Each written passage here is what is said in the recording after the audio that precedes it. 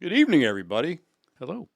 It is Monday, January the 20, 7th. 27th. Normally we film on Wednesday, but we got some other challenges, and we got really lucky because we were able to get a special guest in, and we wanted to accommodate everybody's schedule. So we have Gary Byrne, who is a retired Secret Service. We will show you his books, but first, obviously, hi, I'm Jim Weldon, Rob Close. Rob Close, Chris Chris Baronio. Baronio, Gary Byrne. and Gary Byrne. Here's one of Gary's books, which we'll have that. You can see that okay? Is that better? Right? The Secrets of the Secret Service. Yep. And then the second one, which is actually your first one, What was the first one? Yeah. which is The Crisis of Character. And the links will be below. And the links will be below. So, Audible or Audible. and- Everything. Yep, Yeah. nice. Yeah. They even, I didn't realize this, but when I signed the contract with Hachette, one of the biggest publishers in the world, which I don't even know how we got there, but it was exciting. But anyway, after we signed the contract, I was looking through it. You think you would do that before, right? yeah, That you are required, them, the publisher, and us, the writers, are required to give a certain amount of copies away free hmm in Braille. Really? Yeah, they pay. The publisher pays to have the Braille books made, Yeah, and we don't get any money from it, yeah. which I thought was really cool. It is cool. Because yeah. then, 5 or 6 months later, after the first book came out, I get a message from a guy. I can't remember his name right now, but he was out in California, and he says, "Hey, my name's so and so. I'm writing to you on a special computer. I'm blind," and he said, "I want you to know how much I appreciate your book coming out." He was listening to it in audio, but it wasn't abridged. That was the thing; it wasn't abridged, Right. and he thought that was great. And so I sent the message. I forwarded it to the publisher, and they said they learned that a long time ago to not abridge the books for the blind because they want to hear the whole story. And, Right, yeah. So, but it was also made in the Braille and everything. So Which is very cool. fascinating. So, and just as a side note, one of my most favorite movies is Book of Eli. yeah, And where he has the last known edition of the St. James or the King James. St. James version of the Bible, Yeah. and it is in Braille because he is blind, Yeah, which is so fitting that God chose a blind man to provide light to the world. that Well, movie you was just a you sleeper. didn't say spoiler alert to anybody. No, I listening, didn't say so- spoiler alert. No, but it's yeah. been out a while, and that movie was a sleeper. Like that. It was. Yeah. Yeah, and that and another Denzel movie was Man on Fire. Yeah. I think that great. could have been one of the best movies I've ever seen. Yeah, I am a huge Denzel Washington Yeah, fan. I didn't used to be, but after I Yeah. saw Man on Fire, I'm like, this guy's sort of magic. Yeah. Going back to Glory, Yes. because I did Civil War reenacting, Okay. and so I didn't get in, but they were using us as Yeah, extras, and right from Glory, that's when I became a huge Denzel fan. So Yeah. anyway, That's a fantastic movie. My favorite movie of all time. Glory. Glory, it is it really? it is That's unbelievable. such an yeah, amazing great movie. story. Obviously true story. So later on in the podcast, if you're interested, we start talking about when I worked at the White House. I'll tell you about all the people I've met, all the stars and popular people or whatever you want to call them over the years when I Yeah. worked at the White House. And some of them are they're pretty cool. So, yeah, that could be all right. That's cool. All right. Yeah. Hold we that might be thought. here all night long, man. yeah. So you didn't do the current events happening. Now let's do the current events. So Sure. we are Just a little wrapping up timestamp. the first week of the Trump presidency, and let's just say that he did come out Swinging. swinging, fully loaded, and he just fired away. And it has been amazing the change that we have seen in the country. In my opinion, the massive Yeah. change we've seen in the country. Yeah. People are fired up. People are patriotic again. They're People, crying. yeah, no more crying. If you're gonna cry, get the hell out of here. We just had his Secretary of Treasury, who is confirmed today, Pete Hegseth, thanks to the vote from our Vice President, is confirmed as a SecDef, and that's going to be an amazing turnaround because Austin Lloyd was just horrible, and the military has suffered as a result of that. So, and Trump also said that any of the military personnel who left because of the COVID vaccine can come back with back pay, which I think is fantastic, and I hope many of them do because we need them. We need the Warriors, and Pete will bring the Warriors back. So that's been very interesting.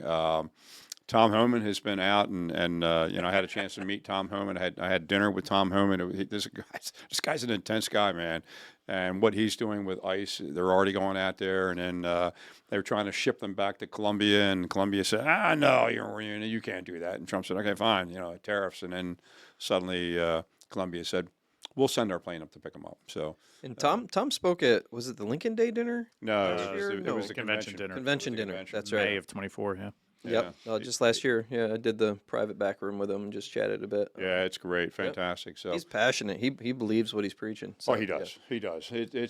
He's not checking a box for a job. This is his passion. No, The no, other at his big- age, no. Yeah, no. No. Yeah. He's on a mission. Yeah. So that's kind of like a couple of the big. No, I think the things. biggest thing happening today specifically, though, was Friday or over the weekend, China released, or a company in China, Oh. DeepSeek, Yeah, released. Talk about that for a second. Sure, yeah. They released open source an AI model, an Right. LLM that gives ChatGPT a run for its money. So ChatGPT's 01 version, which is their current leader.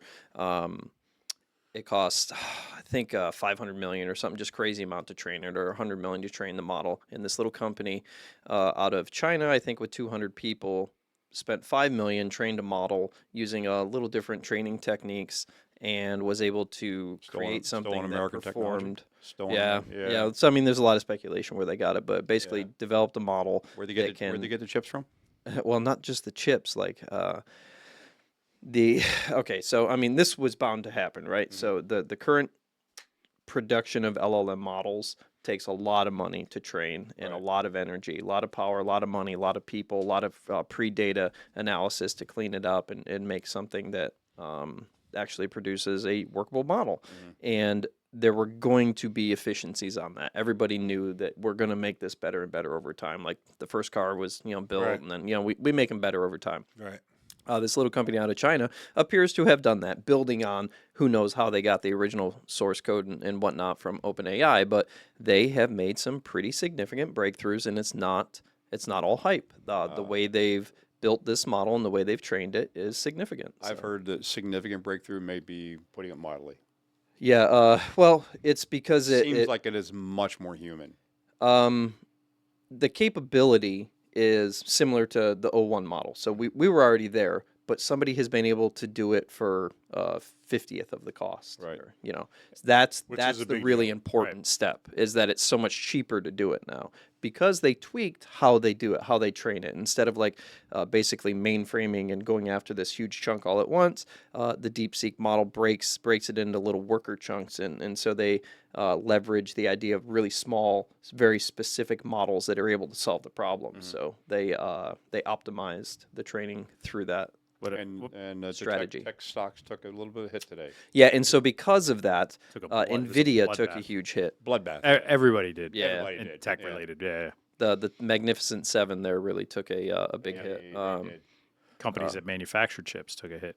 Yeah. What I heard about it that was interesting to me in my background was the fact that their DeepSeek is talking about that they use something like 50,000 NVIDIA chips, Yep. which just so happens that they're export controlled and not supposed to be shipped to China. That's correct. Elon posted that They're actually. So it not- makes you wonder, how are they going around these Yeah. controls? It's called theft. And yeah, Yeah. and yeah, what else are they exactly. doing? Shell that with? corporations and Yeah. Right. NVIDIA should probably be in front of Congress having a little conversation about Yeah, they that. should Oh be. no, I'm sure they bought somebody. Don't Yeah. worry. Well, that is a good possibility. So Yeah. we have the Bobby Kennedy Jr. Confirmation hearing coming up, and it was interesting because they released the number of there's 20 senators, I think 9 of which are Republican, who are heavily invested with donations from pharmaceuticals. So Only 20. only 20. Well, I get the 20 like, big ones, I guess. Yeah, I was going to say I'm shocked that it's not more Yeah, like 80. so it'll be interesting. Yeah. Well. Yeah, we'll anyway, it's see. been a very, very interesting week. A lot of Yeah, stuff yeah, going on, a yeah. lot of things to really pay attention That's to. for sure. A lot going on. I can't wait till next week. And by the way, if you haven't figured this out, these guys are the smart guys. I obviously am the pretty face in the crowd. No, I guess Chris so. is. It's all Chris. Yeah, hardly. All right. So how did we get here? how did we get here? Yeah. Well, so yeah, a little bit of backstory. So we get to our guest this evening, Gary. So let's see. We've been doing this podcast. 3 of us have known each other for a while. Yeah. Gary's new to this circle, But I ran into Gary probably, I don't know, what, a year ago? A year ago, Year and a yeah. half ago or something like Yeah. that. And we're working out at the gym together, Mhm. which clearly you can tell because of our, amazing Yeah. physiques here. Yeah.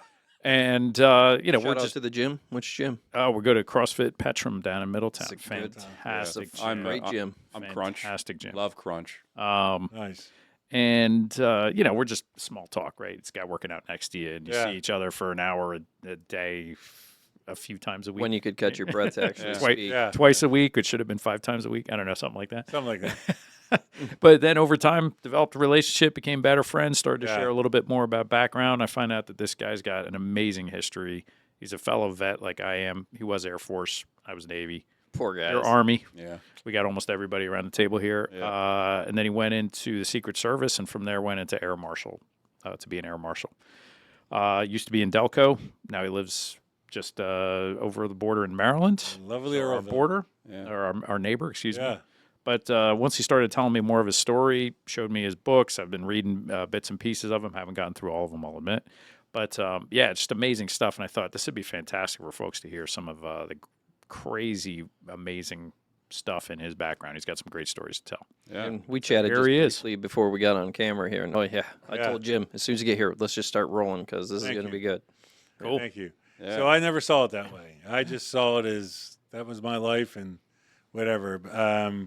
When we started talking about writing the books, I was still flying as an air marshal. It was late 2013, Mm-hmm.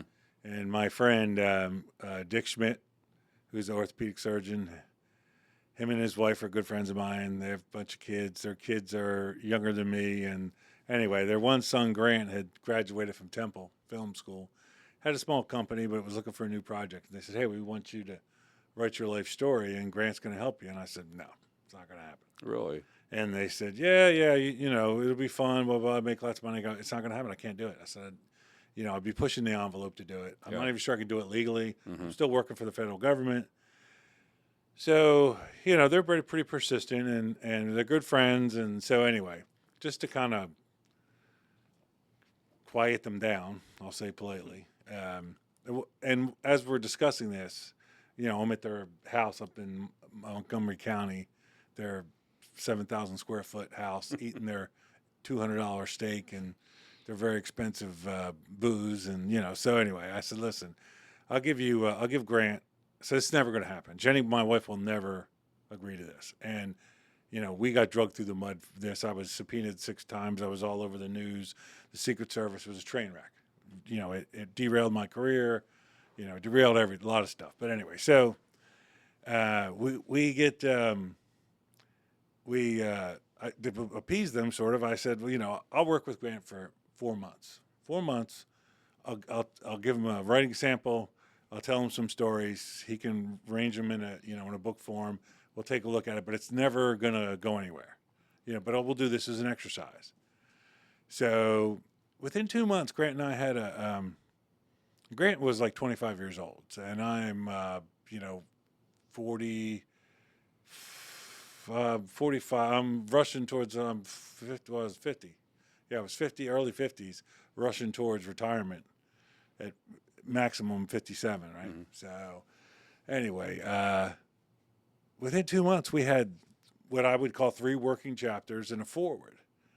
And, we had groomed it really well. And Grant, Grant finally found his voice and my voice. Like he was, the caveats were, and these caveats, like, I didn't think it was, I thought they were important to me, but I never thought we would do this. I said, listen, I have final say on everything. And 20 years later, I'm not trying to destroy everybody. The Clintons are open game, but everything I'm going to tell is the truth, but there are certain people I'm going to change their names or I'm going to leave them out because 20 years, 25 years later, just because they were on the staff or in the Secret Service and they were jackasses, then I'm not destroying them. I'm not hurting them 20 years later. Mhm. It's about who they are. The reason I decided to do this was because vote for Hillary Clinton, don't vote for her. I don't care. Not my business. I'm not in the booth with you. But if you can at least consider the story, the truth from a guy who took a polygraph test to get where he was, and nobody had ever questioned my honesty or my integrity. I mean, at one point, you could literally say I was the Secret Service's poster child to a certain extent. Um, I drank the Kool-Aid, I mixed it, I handed it out. I loved the job. If 9/11 hadn't happened and I hadn't transferred to the Air Marshals, you would have had to take me out of there with the jaws of life. I'd have never left. Right.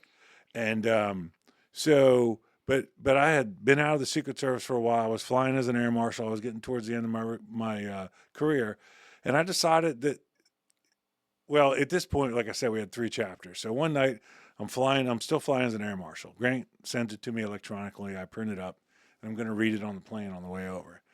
And so I read it, and I'm like, God, this is kind of good, Okay. And so we get to Germany, we land, the German police, just to tell you, like when you're an air marshal, when you land in a foreign country, the German police come on the plane. Everybody else gets off except for the crew. The German police come on. You have this Pelican case. You take your guns off, your equipment, all that stuff. You put it in the Pelican case. You lock it. They give you a receipt, and they meet you the next day when you're flying out. They come back and bring the stuff to you. So anyway, we do that. We go to the hotel, take a nap, get up, work out. We're out to dinner, and then on the way back, I read it again. And, on the way back, it's night and the only people awake on the plane are the 4 air marshals. Everybody else is asleep, probably the pilots too. But so, Thank God for autopilot. yeah. So I'm reading this thing again and I'm like, I'm literally, honestly, I'm looking out the window at the moon and I'm like, shit, I think I got to do this. I'm like, I'm in a unique position here. Nobody has ever questioned a thing. You know what I mean? Like Yeah. just an easy, simple guy.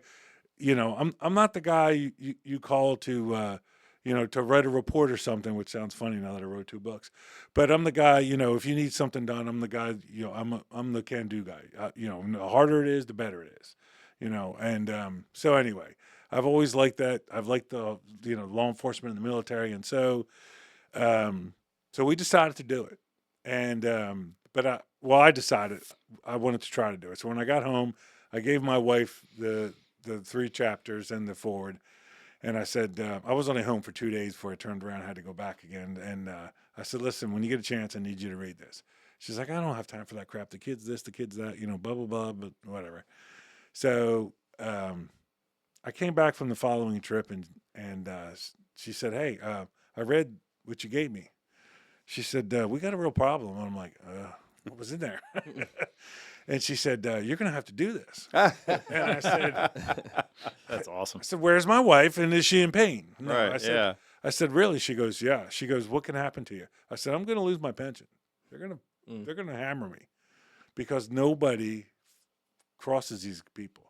I said, but the way we're doing it, she goes, nope, I think you got to do it. And I said, all right, well, let's take a couple days and let's talk about it. So the next day she said, okay, you lose your pension. Can you live on what we've saved? I said, yeah, I'll have to keep working. We'll make it work.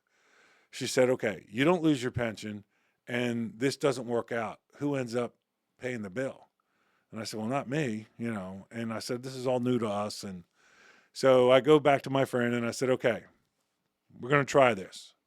And they had not given up. Like they were just convinced this was the right thing to do. So friend of a friend of a friend knew the guy. What was his name? Mike Steele. He used to be the head of the RNC. Mike Steele years ago. Oh yeah. Oh yeah. They met, the Schmitz met Mike Steele at some fundraiser. And I don't know, Nancy knew somebody who had his cell phone number. So she got his cell phone number. She called him. She said, Mike Steele, if you were going to write a book that involved the Clintons, who would you use as an agent? And he said, oh, these 2 guys. They used to be speechwriters for the Bush family. They worked at the White House. Call these guys, Javelin. So I did. And 5 months later, we had a contract with Javelin. We had a contract with Hachette. And I thought my career was ready to go right down the shitter. So, and we got a contract. We hammered the book out. It was rough. We thought it was the last draft. So this was kind of funny. Anybody ever wants to make sure you read the fine print. When we signed the contract, another little thing we missed was we contracted for 80,000 words. The average book like this is 300 pages roughly. The average human being can read 3,000 to 5,000 words a night before they fall asleep. This is how Man, I'm behind the schedule. yeah, this is how they frame up their books, right?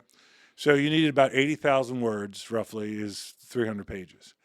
So I'm looking at this and I go, Grant, what do we have? And we were writing it in just Word, right? Mhm. So he does the search thing and he goes, we got 156,000 words. I go, that's almost twice as much, right? He goes, yeah.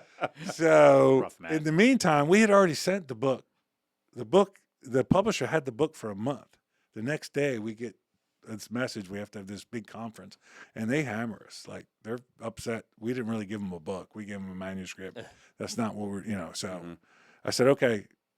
And I realized, like, as they were talking, like, I realized they knew that we didn't really know what we were doing, and they had some meat. They had some time built in there. Like, I was worried, but I wasn't panicked. When you're under contract, it's the first time I've ever been under contract. I'm like, this got to get done, and so we said, no problem, and we'll take care of it. And we will have samples back to you in 30 days.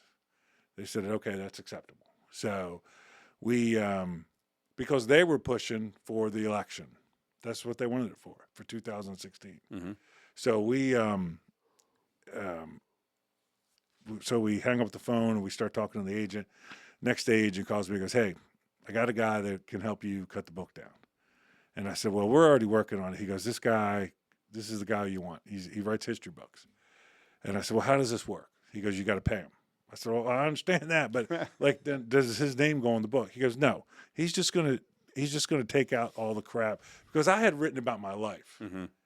And I wanted to use the book. I wanted to use this to thank all these people in my life that just were good people. And, and I was talking about my childhood, and Hachette didn't give a crap about my childhood. They Right. wanted to hear about the Secret Service, the sex, the blue dress, Monica Lewinsky, Mm-hmm. and some of the funny crap that happened, Right. and I get that. And so this guy, we gave him the book. We talked to him on the phone, and I said, we came to an agreement, and he agreed to $12,000. So he re-edited that book and cut it down in 3 weeks. That's amazing. But everything that he did, he writes history books. 60,000 words. Like it's crazy. So everything that he would write, he would immediately send to Grant and I, and then we would read it and make sure it was right and everything.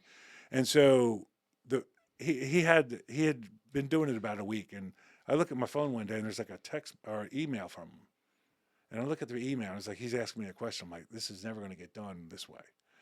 So I message him back. I go, hey, listen, clearly you haven't gotten to the part of the book where I tell you I have ADD and dyslexia. I can't answer you in an email. It'll take a freaking week. I said, you have my cell. You have to call me. So he calls me right then and there. He goes, oh, I'm so sorry. I go, no.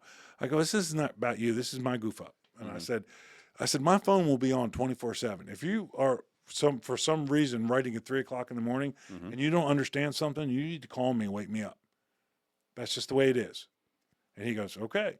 And he never did that, but he did. I did get a lot of phone calls early in the morning. Usually it was he got hung up on firearm stuff. Right. Is the 357 SIG same as the 357 Magnum? No, it's not. or it was a shotgun thing or something. And he's like, whatever the question was. I was like, no, you don't burn hunt, do you? He goes, no, actually I do. I go, be careful. But anyway, so we got it done. I decided to retire. I retired in 2016. I was 53 and a half. I had 29 years of government service, including my Air Force time, and it took off. The 2016 campaign pushed it forward. It came out June 28th, and actually President Trump in 2016 read at least twice while he was giving speeches. He was talking about Hillary. He goes, she's got a bad attitude. This Secret Service, he kept calling me an agent. The Secret Service agent, I was a uniform division officer. Right. Yeah. And I'm sure all the agents that are standing around, I'm like, yeah. So, we'd read little excerpts from it. And the way I found out was because I was home from all the travel for pushing the book, right? And I was home one day, and the kids were playing around, and the TV was on, and I was flipping through the channels trying to find the kids something. And it was Fox News, so I stopped, and it was Trump, and I'm listening to him talking. I'm like, holy crap, those are my words. And Jenny's like, what? I said, come in here. He's reading out of her book. Did it help with sales? Yeah, right. Went through the ceiling. Well, you know what really helped? Well, first of all, Hachette and Javelin, like they did a really great job. It was really selling well. Rush Limbaugh mentioned it and all he said was, there's this young man that worked at the White House. He said, I don't know him, but I've been, I know who they are, the uniform division. He goes, I haven't read the book yet, but I talked to so-and-so about it, and they say it's going to be very significant. And he said something really positive about it, and I didn't hear the comment. I got a text from my agent, not the publisher's agent, and my agent, and he said, hey, stand by. Rush Limbaugh just talked about the book. And, that's a big deal, right? Yeah. Yeah, you're big time then. Yeah. And then I went on Fox News, like right away. I'm And going to hold that book up again. yeah, I went on Fox News and I did Sean Hannity. I did Fox's morning show.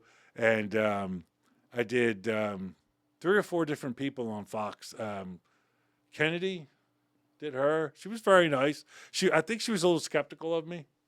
And I think she was afraid of me, and we had to sit really close to each other, Right. and there was this glass table, and I moved forward and tried to get, the first thing they teach you, they actually made me take a training class on how to do an interview. The first thing they teach you is to pull your jacket down and sit on it. So, Right. Yeah. So it doesn't. Yeah. so it doesn't pop up. And so, and I was trying to get my, it was like 15 seconds before we go, and I'm trying to get my, butt groove right in the chair, and, and I leaned forward, and like she almost fell out of her chair trying to lean back. Like I think I freaked her out. Really. But the interview was fine, and she was good. Yeah. And I had mentioned earlier to you that all the interviews that I did, we never found anybody that tried to like doctor anything I said. The only time I was concerned was, and it ended up being one of the best interviews ever. There's a TV magazine called, it's like a tabloid magazine TV show, and it is called, I can't think of the name of it.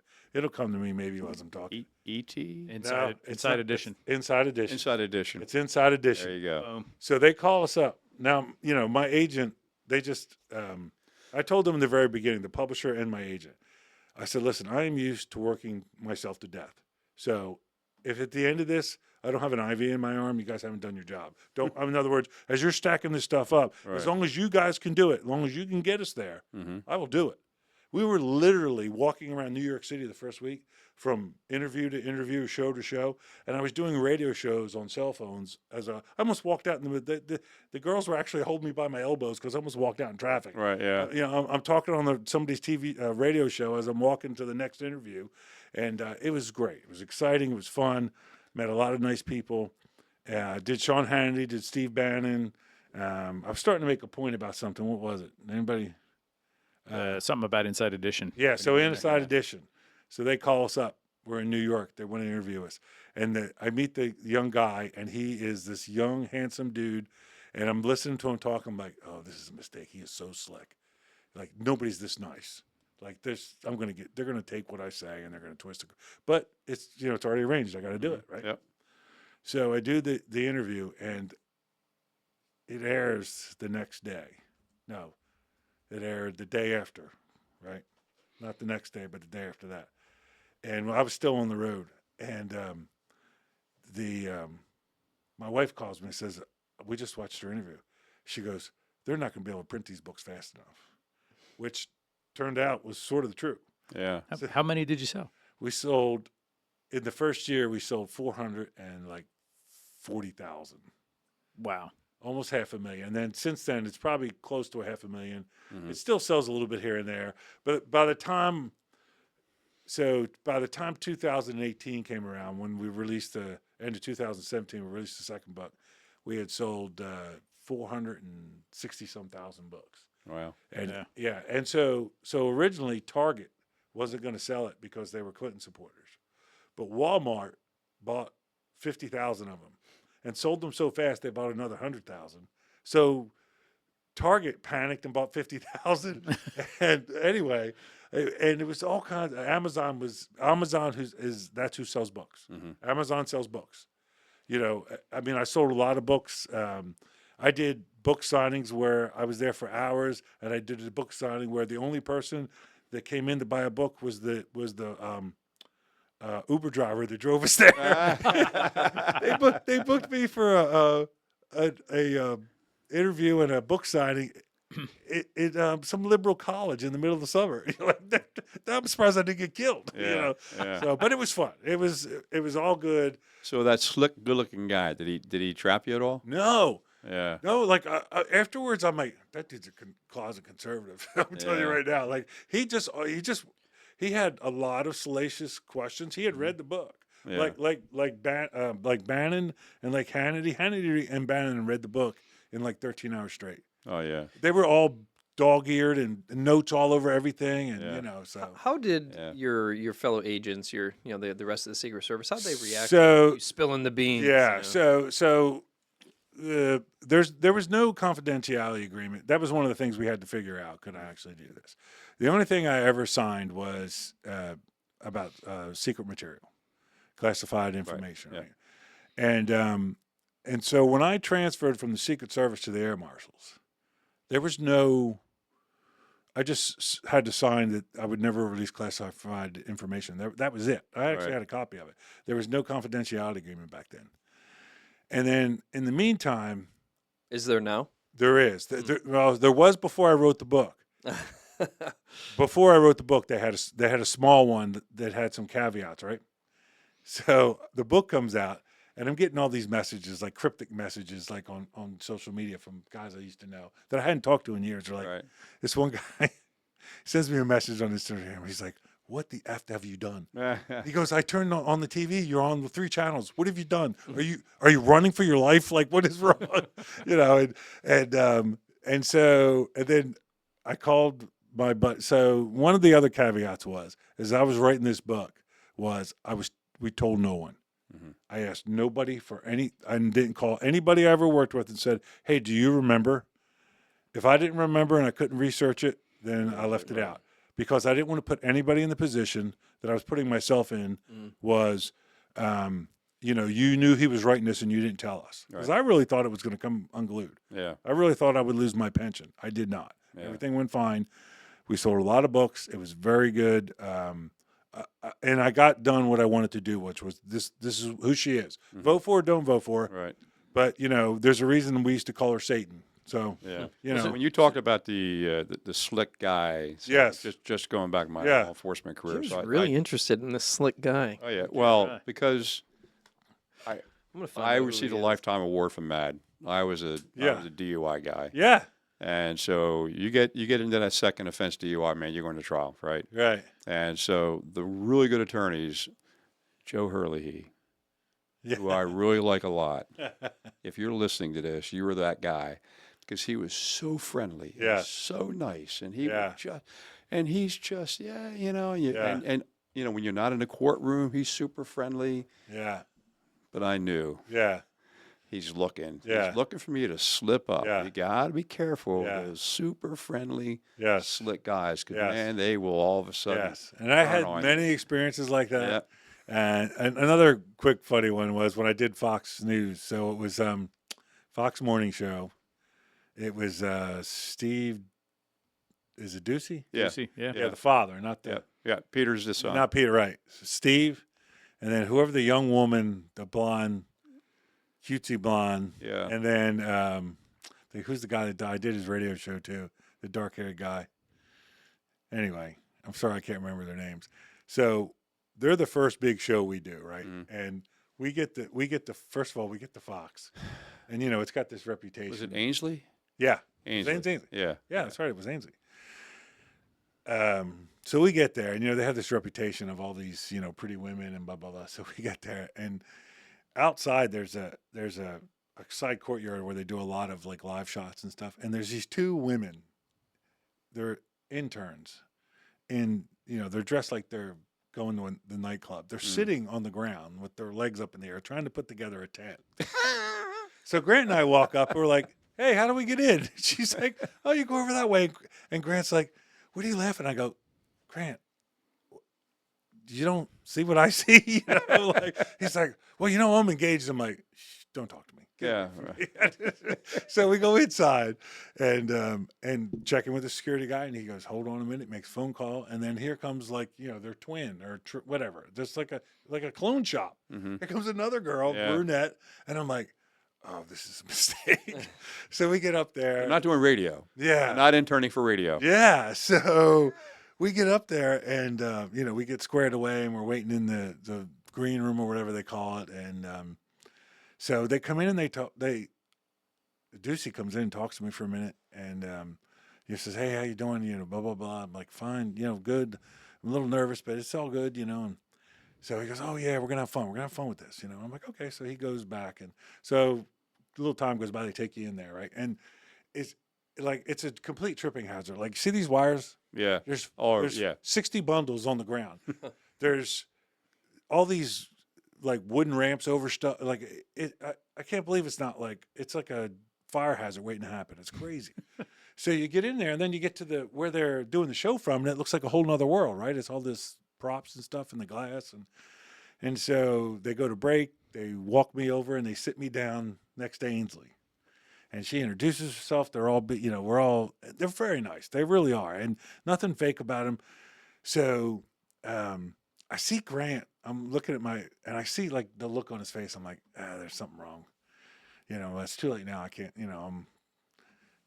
he wants to tell me something, I'm sure, but it's too late. And so, Ainsley's sitting there and she's talking to me and they keep getting closer to me, because they have to get in a shot, right? Mm-hmm. So we're all jammed together. And so, the show starts and they introduce me and they're talking to me and I don't know if she sensed that I was, nervous or whatever. And they're asking me questions and I'm answering them. And she's got her hand on my back, lower back, like, bracing up against me. And she starts rubbing my back. and I could see, I look over at Grant and I can see, he can see her rubbing my back. And the look on his face is like, he's like this, like, oh, shit. He's going to relax and say something insane, because I had already, we'd already had a couple interviews where I was either dropped the F-bomb or something. And I said, did something or whatever. Yeah. That's a very interesting tactic. It was the funniest thing. So we go to commercial and I go to get up because I think that's it. She's like, no, we're keeping you. I go, oh, okay. And I look around and they're like, it's fine, stay. So they kept me in another segment. And wow. Yeah, it was really funny. 2 segments. Yeah, it was really fun. On Fox and had, Friends. I had a good time, man. I walked out of there. I couldn't stop laughing. I'm like, I hope that was all on tape. All right, so I'm dying to know, Yeah. why were you worried about your pension? What's in that book that So you were worried about? yeah, so I tell you who Hillary Clinton really is. We're not going to get into why he went into the Secret Service first. What's that? Oh, we'll come back to that. All right. Yeah. All right. But yeah, I thought it was. I'm dying to know. Well, okay, I'm going to do both at the same time. Why did I go in the Secret Service? The same reason you went in the Navy, you were in the Army, and you were a cop. Send me. I'll do it. Yeah. Somebody's got to do it. I can do it. Mm-hmm. That's why I went in. If not Same me, reason if I went. not me, who? Then who? Right. Same reason I went in the Air When. Force. And again, I can't tell you. Like, my brain is badly wired. The more chaotic it is, the more dangerous it looks, the more excited I get about it. Oh, this is gonna be great. Yeah, I like that too. Yeah, and so I get really do. I get in the Secret Service. I go right to the White House after training. George H.W. Bush is president. It's like having your grandpapa around, your grandmom. They're great. They're kind, but they did a real disservice. I was naive. I felt like that everybody was going to be like that. Mm-hmm. And then George H.W. loses the election, and the Slick Willie gets in. Yeah, read my lips. Yeah, so Darn. So the first inclination was before Clinton actually runs officially, George H.W. Bush goes. I go on a trip down to Memphis, Tennessee, right on the edge of Arkansas, and we're in this famous area. It's food, nightclubs, barbecue. George H.W. Bush sits in this restaurant for 3 hours talking to this group of men, mostly older black men. They're friends of his. I don't know who they are, right? But I'm right outside the restaurant. It's in the summer. It's hotter than, it's hot. And it's night. And the people from the restaurant are walking all over bringing water and food to the Secret Service people and the local sheriff's department and stuff. And so I'm stationed with this deputy sheriff. It's myself, an agent, and then this deputy sheriff. And we don't have a vehicle, but he does. And he's letting us sit in the car. And while I'm sitting in the car to take a break, I'm reading this local newspaper. And it's a story about this guy, Bill Clinton, that might run, right? And I'm reading all the stuff of Jennifer Flowers, and he's accused of, the drug dealing and, his brother and blah, blah, blah, and his mother and so I get out of the car and go, hey, I was reading about your boy, Bill Clinton. I said, hey, no way that guy's going to, I mean, all that. I said, is any of that true? He goes, let me tell you something, Gary. He says, my mama, no, he said, my daddy grew up with Bill's mom. They were very close from childhood. He goes, everything you hear is true. And the crazier it sounds, the more true it is. Wow. He goes, I'm telling you. And so anyway, over. That's before the social media. Yeah, this is like 91. No, Yeah, yeah, probably, it's 90, yeah. 90 yeah, 91, late 92. 91, right? Right. Yeah. Yeah, Can't really late do summer. that today. Yeah. And he says, listen, I'm going to tell you a story. And he said, there's a sheriff's office in Arkansas, and the sheriff in a jar on his desk has in the jar in formaldehyde is a man's testicles. And I said, really? He goes, yeah. He goes, the man they belong to date raped one of Bill Clinton's cousins, distant cousins. Those are his testicles. And I'm like, oh, Whoa. and I thought, okay, Yeah. So Seems like a good punishment to me, though. yeah. Yeah. Crazy story. So as time goes by, and Bush loses, Clinton wins, and so Clinton wins. He's still the governor of Arkansas. A little time has to go by before he's sworn in, right? So wasn't on the first trip down to Arkansas. I was on like the second trip. By the time I got down there, we had been protecting him as the elected person, next elected president, for at least 2 weeks, maybe 3.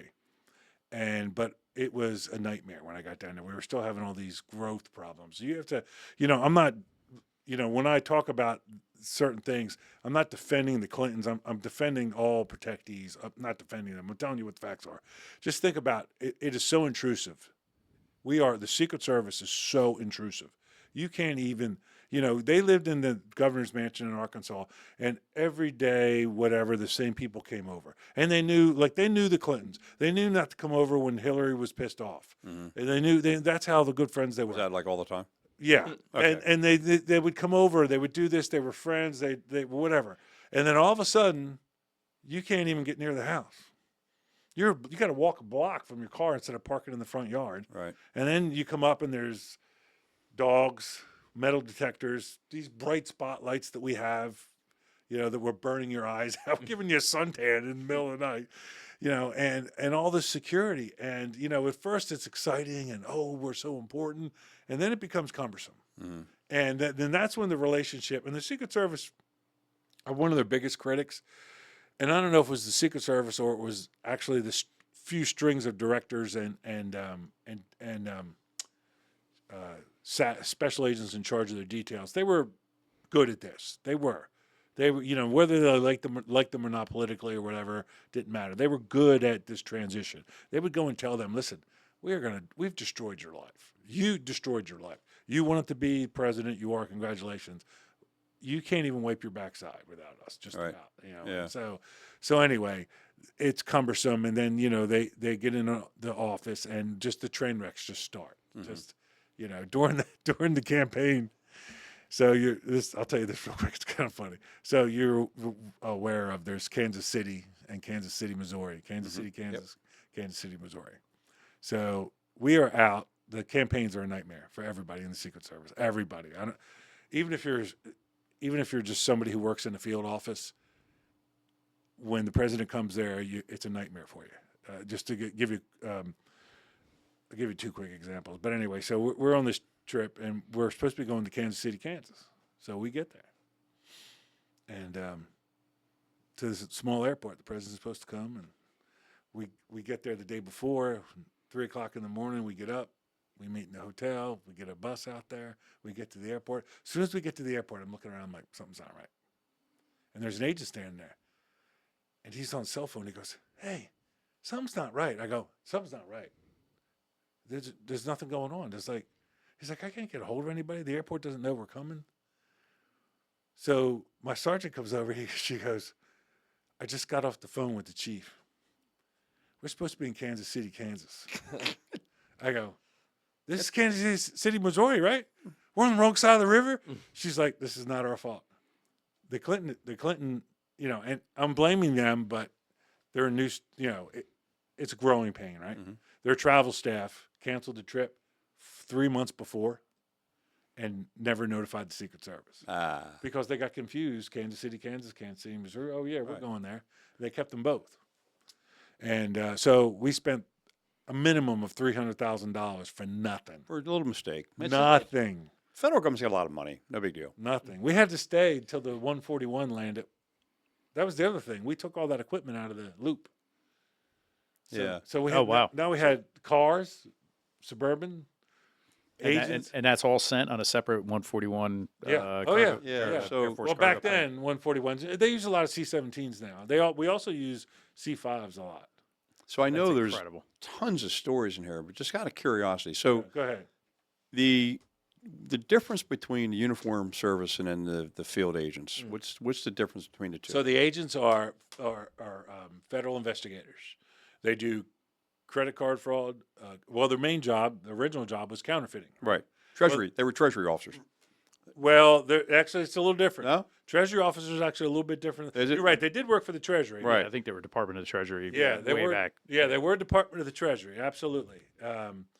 But they really the Secret Service started out during the Civil War. I saw that Will Smith movie. Oh no, not that one. No, Not that Secret Wild Service. West. Yeah. Yeah. So the Secret Service during the Civil War, Lincoln hires a security guy named Pinkerton. Right. We still have Pinkerton security today. Yep, still do. So hires him. They and- kind of made a mistake. But anyway, yeah. they so- overcame it. So Pinkerton is, and it's the way they use the language. This is where the name came from. Pinkerton was hired by Lincoln, and nobody knew about it.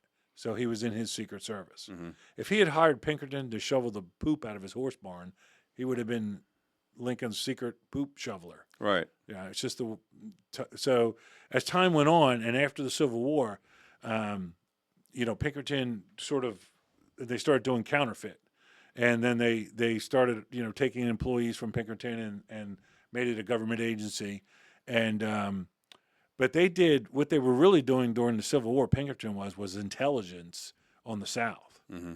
and they did an amazing thing. Was they hired this Pinkerton had a woman that worked for them, and she dressed up like a Southern belle, and they also had an operative who was a black man.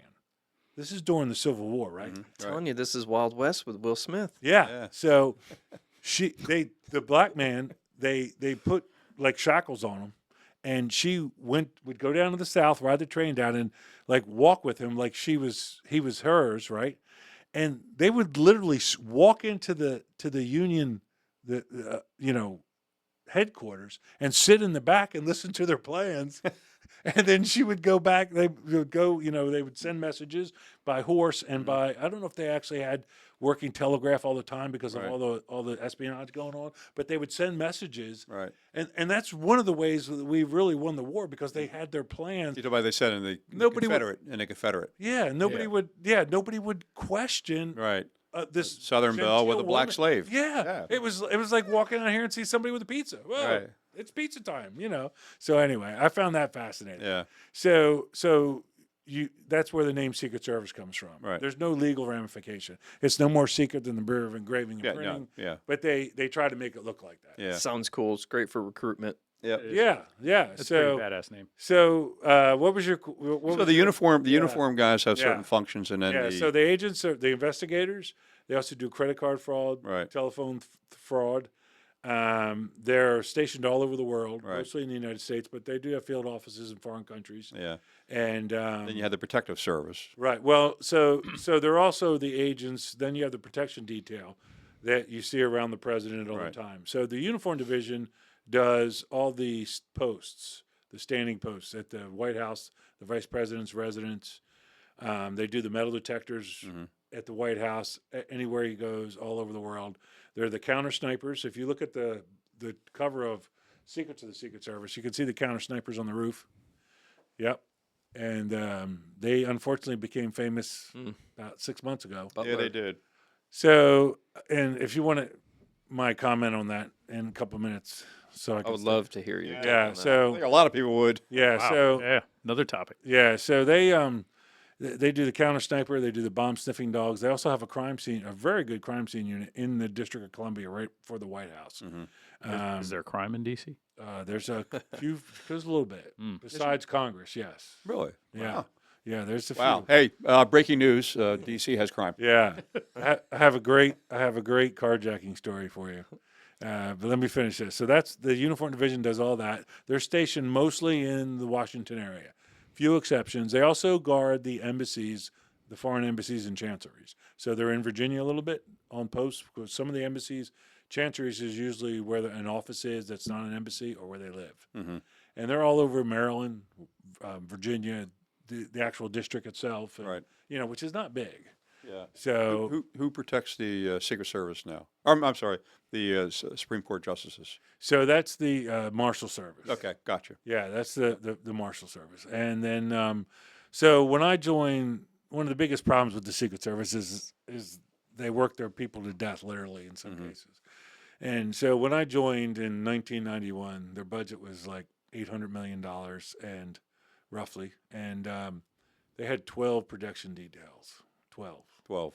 When I left in 2003, transferred to the Air Marshals after 9/11, they had 27 protection details, and their budget was a little over $1 billion. Yeah. That was a big complaint from the Biden administration. They had protection details on everybody and their brother and their cousin and their And see, sisters. this is where this is what the Secret Service does. I literally have stood there and seen it, watched it happen with the Clintons. So and so needs protection, no problem. What do you need? Nothing. We'll take care of it. Yeah. They don't turn to them and say, "Here's what we need." Budget. We need another $400,000 a month Right. to do this. This is what the Secret Service is not cheap.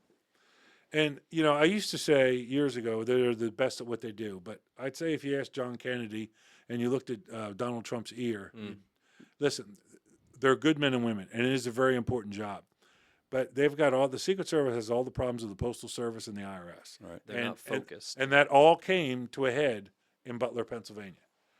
If you read Secrets of the Secret Service in the forward, I tell you that this is what I'm afraid is going to happen. I don't say it's going to happen in Butler, Pennsylvania, but I say this is, and because the second reason I wrote it was because the rhetoric, even in 2016, the insanity that people had about Donald Trump, I just don't understand it. You think this guy was handed down venereal disease or something? Right. Yeah, that was the big thing that came out of Butler, right? The Secret Service was not focused on their primary mission. No, they were spread not. too No, thin. Leadership way was too thin. There was no continuity of communications. There was no continuity of the mission. And part of the problem is it goes back to they expanded their management and supervision to make more positions for agents, and they did that by breaking up the uniform division. And instead of an officer reporting to a sergeant, reporting to a lieutenant, a captain, an inspector, a deputy chief, and then a chief, they put agents in between. They put 13s, 14s, 15s in between these groups. And so the counter sniper, let's just jump right into this. Yeah, The reason counter sniper was so confused and waited so long was because they changed the rules on them. These agents that think they know what they were doing changed the rules on them. And they literally had to ask for permission. So heard that. And that's not real. So you can't do that. That was true. That was true at that time. That's not the way it's set up. That program is set up on the Marine Corps sniper course from the it used to be called the Tiger Course, so from the 1960s. The guys that set that program up, so a little bit more Secret Service. The Secret Service was trying to get counter sniper before Kennedy died. And the Treasury kept saying it cost too much money, it's too expensive. Well, it got really, really affordable after they killed John Kennedy, regardless of how it happened, right? Right. So the guys who set it up had just come back from Vietnam. They were Marine Corps snipers. They were Army snipers. They were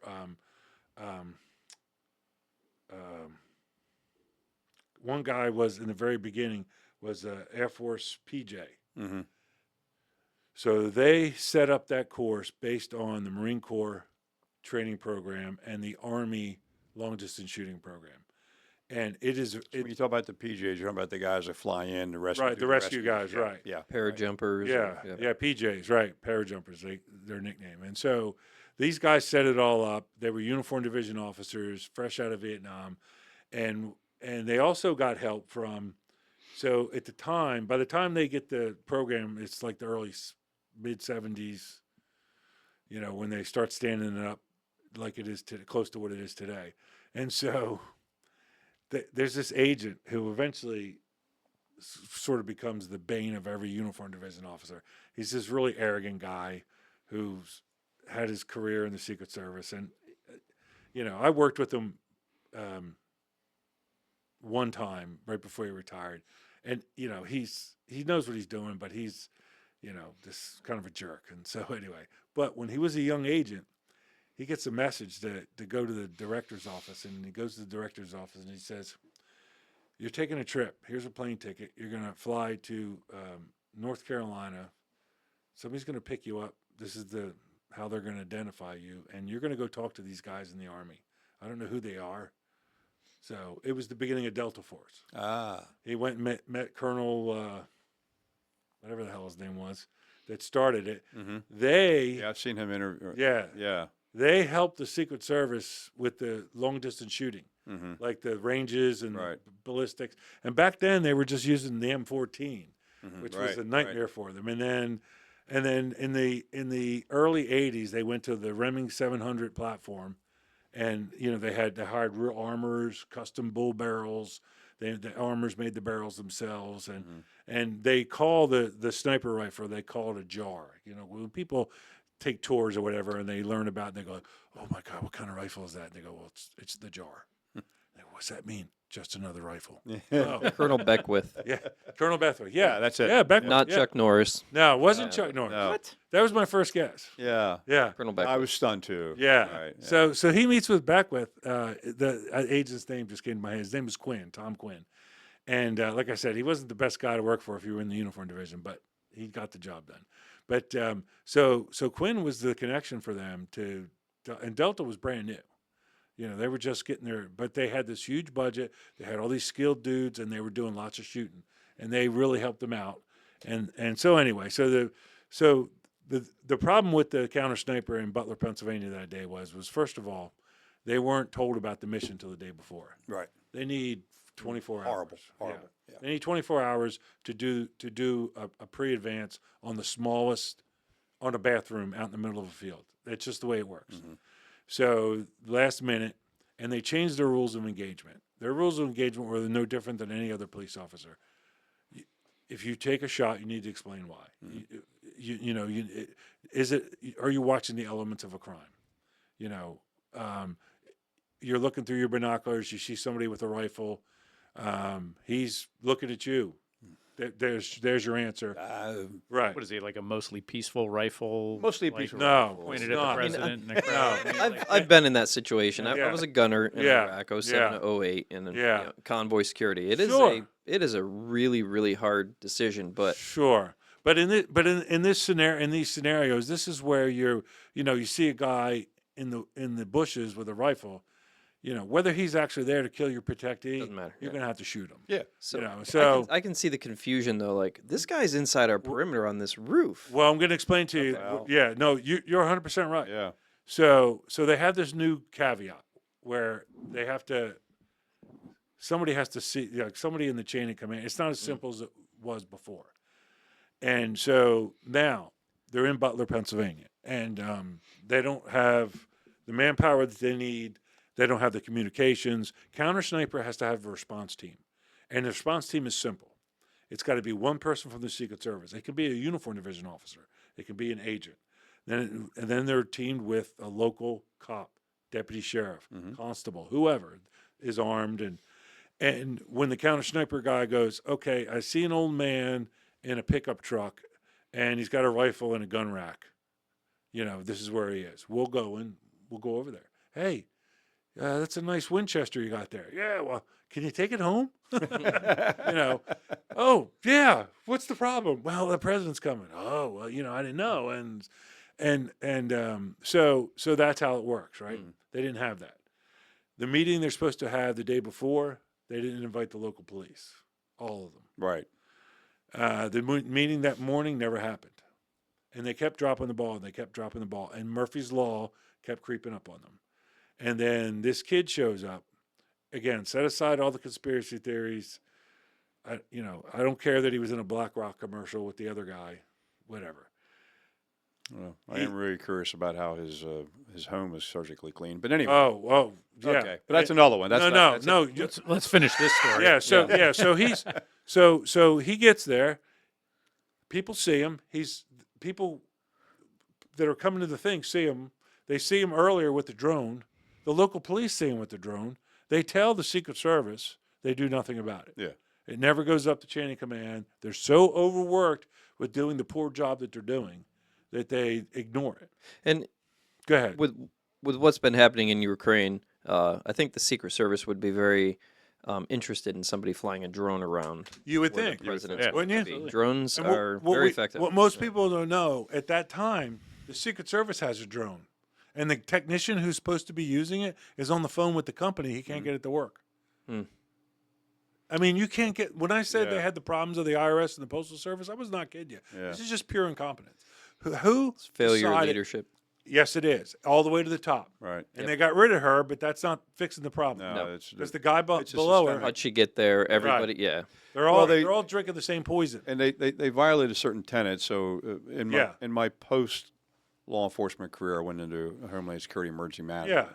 And I'm an ICS instructor. So Yeah. I teach ICS 1 through 400. Right. They violated the basic tenets of interoperable communications, which Yes. apparently didn't have, and they didn't have unity of command. Yeah. They didn't No. have they didn't have the proper people in the command post itself. No. They had no interoperable communications, that was one of the biggest things out of 9/11. And the Yes. fact that 14 years later they still don't have that, which it's not uncommon. No, it's not. It's around the country, No. believe it or Yeah, not. so- 24 years, yeah. Yeah. Dan so- Bongino 24, commented yeah. on this. Yeah. Do you listen to him at all? Yeah. So right after this happened, he commented, and he's like, listen, I know 7 people right now off the top of my head. Replace the entire leadership from the top down with these 7 people, and all these problems will go away. Yeah. So there is a solution. No, there there are is, people out there there. is. So this day at Butler, the Secret Service can't get their drone working. They've gotten these reports. They haven't done anything with them. This kid shows up with the rifle. So that building that he climbed up on, the local SWAT team is in it, using it as a down room, because when they went up on the roof without their Secret Service agent or officer with them, they decided it was too hot and they went inside. Yeah. The guy came up on a ladder 16 feet from where they went up, on the other side of a little, corner or whatever. They saw him up there. The problem is he was wearing similar clothes to the SWAT team. I did have long hair. You can second guess this, but when you're the guy, the Secret Service guy, up on the roof on the tripod with the rifle that doesn't miss, and whether it's 135 yards or 835 yards, they were confused. I would have hesitated. They did 100%. hesitate I would have hesitated. until he fired the first Yep. shot, and then they smoked him. But he got and they killed the friggin' fire chief. Mm-hmm. The Comptory. yeah, Conatori, and two other people were hit. The one guy sort of recovered completely. The other guy that got shot, his life is ruined. He has got all kinds of internal problems. Right. Dang. So it's a tragedy. And the thing that pisses me off the most is the Secret Service director 3 days later goes on TV and starts telling a story how upset the agents are in the Pittsburgh office. Yeah. I'm like, somebody needs to go and punch him right now. They need, somebody needs to walk in there and fire him in public. Well, there was a member of Congress I think was going to punch him out. Yeah, That well, was pretty far in. yeah, and I actually Miller, right? Miller. Yeah. I did an interview with Miller on. I did Sean Hannity's radio show. So I didn't even know about the Butler shooting. I was sitting on the beach in my little town in Earlville, and I look at my phone and I'm like, this shit's got to stop. I can't believe somebody went to the trouble to make a video. It looked like Trump got shot. Right. And then my wife goes, no, it's real. I go, oh Yeah, shit. it took a sec for No. it to click No, in right. my head But- too. I was yeah, like, I'm wait like- a minute, what? Yeah, because people hate. I don't know why they hate this guy like this, but anyway, so I'm looking at it, and I'm like, oh, I guess I'm going to get kind of busy, Let me get another beer, So I stayed on the beach for another hour or so, 45 minutes. So I went back up to the house to make a sandwich, and my phone starts chirping, and everybody's, hey, did you see blah blah blah, whatever, Yeah. So who called me first? Somebody called me first. Grant Crutchfield from Oh yeah. Right. American Grant. News, yeah. Yeah. His Real From where? America's, Sorry. Real America's Voice. Yeah. yeah. All right. So his people called me first, and I said, yeah, absolutely. Grant was really good to me in the beginning. Back then he was still working. He did work at the time. I don't know if it was part time or whatever for the NRA, and he interviewed me a couple times. Very nice man, and him and Dan Bongino actually interviewed me. So, but anyway, so I said, yeah, no problem, and so. A couple other people called, and and then I'm like, oh no, I keep telling everybody yes, and I got to start, get my calendar together and paying attention when I'm doing it. So I did a couple radio shows, and then there's probably five like radio shows and podcasts that still exist. Like they still call me once in a while, and I In the first. There you go. In the Yeah. first, right? Yeah. yeah, and I try to always accommodate them because they were so good to me. And Yeah. like there's this one, when I first met them in 2016, I would say they were a radio show late at night, and they were conspiracy theorists. I would tell you now they're really smart people. And they're all right. They are. Holy smokes, are they? Yeah. Yeah. Yeah. Listen, when the alien ship lands, I'm going to call them first. But They'll they're, be there. They're really good people. They're preppers. Remember Men in Black? Yeah. And he pulls out the Yeah, National right. Enquirer and says, "We got our best intel." Yeah. Yeah. Yeah. Well, yeah. So everybody laughs about Jones. Right? Yeah. Yeah. Yeah. He's all right. Yeah. His Yeah. wild conspiracy Well, theories. So Alex Jones is a great example. Yeah. So let me finish this part of the story real quick. So, what was I saying about? You're on the beach getting. Yeah. So I snacks. started replying to the calls, and so I think it was the next day. I was like, damn. Maybe I don't know if I have Sean Hannity's contact information. So I start looking through my phone, and I just put in like Sean, and it pops up. It says Sean's Girl Radio. So I'm like, oh, that's what's her name, Yeah. So I call her, and I go, she answers. I go, hey, it's Gary Byrne. She goes, hold on. She comes back on. She goes, Gary, this is so and so. I don't know who you are, but I think the girl's name is Jennifer. Jennifer's sitting behind me, motioning me to put you on hold. Can you? I go, yeah, put me on hold. So the girl comes on that I met, originally, and she says, hey, okay, tomorrow, this time, blah blah blah. Whatever. I go, yeah, sure, whatever you want. She goes, God, I was just thinking about you. Thanks for calling. I'm like, yeah, you're in my phone as Sean's Girl on radio. So she's like, I don't care what I'm in your phone on, So anyway, so I did him a couple times, and I did that Miller was on there. Yeah. He's high strung, he's angry, I get it. Yeah. But he's also he's doing what a lot of people do is they want to focus. I said to him on one of the interviews, I said, listen, one of the things everybody's ignoring is these guys are exhausted. They're worked to death. And he's like, oh no, I worked in the military and I had a tough job. I go, yes, sir. For how long? 6-8 months deployment? A year? Yeah. 25 years these guys are doing it. They're exhausted. We did But nobody wants to look at 15 it. months, mission tempo, Yeah. 14 days in a row. Yeah. That was the most I ever did, and that was exhausting. And these Yeah. guys that was 4 or 5 hours sleep at night. crazy. I worked 34 days straight at the White House Yeah. one time. And on the they used to cancel your days off in the uniform division, and they can do that. All the laws, all the work labor laws that apply to everybody else in the world do not apply to the Secret Service uniform division. There's literally a waiver. Do you get overtime? Wow. Everything. Yeah. Y- okay. Overtime? Overtime pay? Holy, well, yeah, we only get like time and a half, but so you can also in the government, in the uniform division, you can get comp time, an hour of comp time for an hour worked. So in the federal government, you're only allowed to cure 40 hours before you have to take it.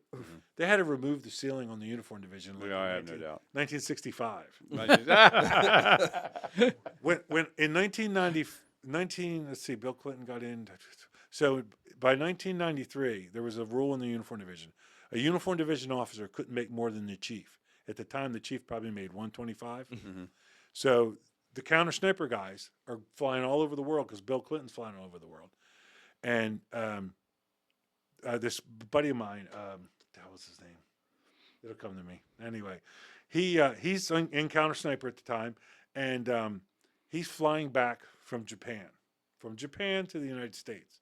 It takes him 40 hours. So when he gets back and he does his timesheet, because of there's delays and and so he started out commercially. He got as far as Hawaii and had to switch over to a military plane, and then that broke down and had to land in California. So he ends up being on the clock technically 40 hours, right? Time he left his hotel to the time he got to his residence. So the timekeeper says, well, this is a mistake. We can't pay that much. And he said, well, then I'm done. So he calls back to his office and says, they're not going to pay me. So they call the chief. The chief calls timekeeping and says, you have to pay these guys. I know we're in new territory. And she goes, Chief, these guys are going to make more than you. And he's like, oh, we got to change that too. So they had to lift that rule. Right. Because and again, they'll work them into the ground until they kill them. And so just to wrap this up about the way they worked them, I went over to the training center in 97. I left the White House, trying to get away from what had happened with this. Right. That story hadn't broke yet. Yeah. Monica and all that had happened. But We're going to talk about this soon. yeah. So that'll be the next story. So I lost my train of thought. This is the better stuff. Yeah. I lost my train of thought again about what was I You went down to the training facility. Yeah, so so I went down to the 97 training facility. Overtime. Something happened. What was it? Chief. And Chief, yeah. I had went to out change there. the rules. Yeah, I went out there and It's tough with 3 people all hitting them. nah, I just have a damaged brain, man. So, all right, I'll come back to that. It'll come to me. So, I'm working at the White House as a new officer. So before we get here, Yeah, go ahead. just one question. Yeah.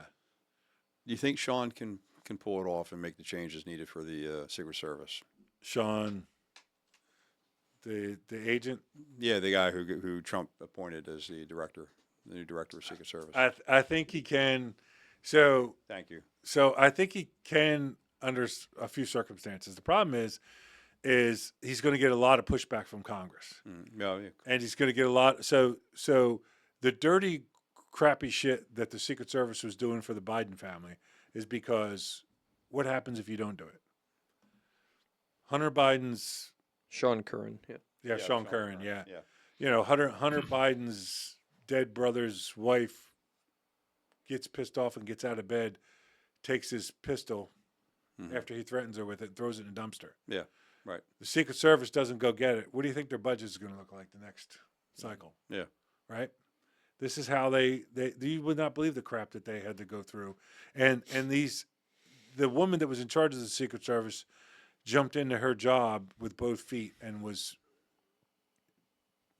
broke the rule of stay apolitical, and that's how she was rehired as the director, is because she helped fix all these problems when she was there, and then she left, got a private job, and Right. they brought her back. So this guy can do that. The problem is he's going to get pushback from Congress. What people don't know is the Secret Service hides all these people's, the Secret Service used to, when Pennsylvania used to have the Senator Arlen Specter, Right. and he used to fly out to California. Member of the Warren Commission. Yeah, the inventor of the magic bullet. The inventor of the magic bullet. Yeah. Correct. So I talk about him in the second book. So he used to fly out to California to see his friend. The Secret Service would pick him up, drive her to her condo, and then whatever, drive him around, and that's not what their job is. No, it is not. But if they don't do it, That's the who problem. approves their budget? Yeah. Right. So, okay. All right. Or who goes to the president and says, hey, I'm not voting for this bill because you're dickhead in the, excuse me, you're crappy employee in California wouldn't pick me up when I asked him to. Yeah. So Yeah, with none of the backstory and context. no, right, right. yeah. So anyway, Yep. So So, question: Do you Go want ahead. to take a break real quick, or we can. It's yeah. up to you. Let's take Yeah, we'll take a break. a break, And then we'll come back at and it. we're gonna get into the Clinton White House.